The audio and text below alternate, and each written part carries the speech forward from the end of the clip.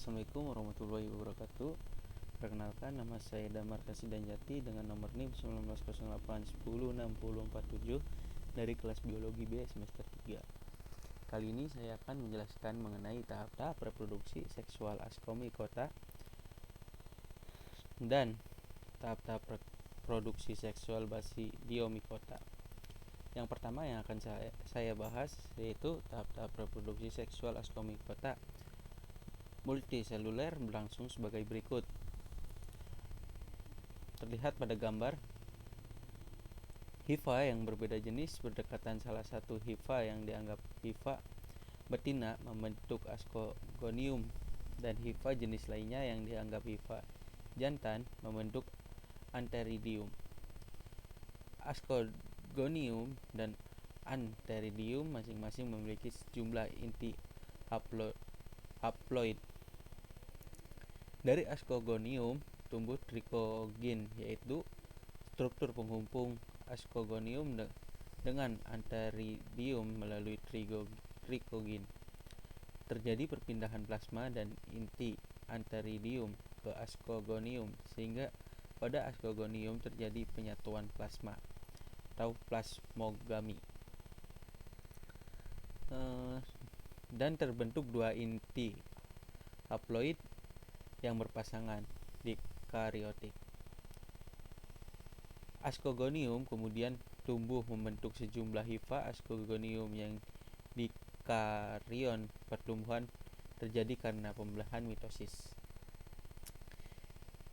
Inti-inti membelah secara mitosis tetapi tetap berpasangan pada Ascomycota yang memiliki dan buah. Kumpulan hifa ascogonium di karyotik ini membentuk jalinan kompak yang disebut badan buah berupa ascocarp.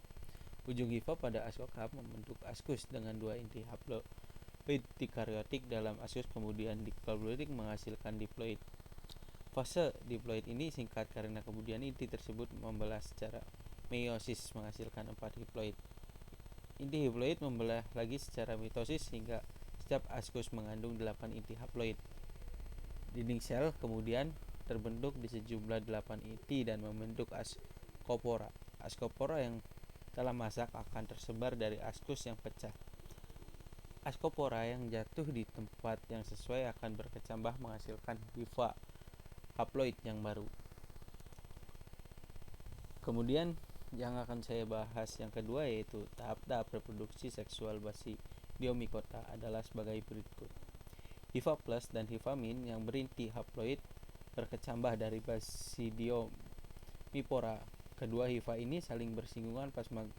Plasmogami terjadi antara hifa plus dan hifa min, sehingga inti salah satu hifa pindah ke hifa lainnya membentuk hifa dengan dua inti haploid yang berpasangan di karyotik. Hifa haploid di karyotik akan tumbuh menjadi miselium haploid yang di karyotik. Miselium di karyotik tumbuh dan membentuk badan buah yang disebut basidiokarp. Pada ujung hifa basidiokarp terjadi karyogami sehingga membentuk basidium yang berinti diploid. Inti diploid dalam basidium akan membelah secara meiosis menjadi 4 inti yang haploid. Basidium membentuk 4 tonjolan yang disebut stigma. Pada ujungnya salah satu inti haploid pada basidium kemudian masuk ke dalam salah satu stigma dan berkembang menjadi basidiospora. Jika basidiospora terlepas dari basidium dan jatuh pada tempat yang sesuai akan tumbuh menjadi hifa haploid. Sekian yang saya bisa sampaikan.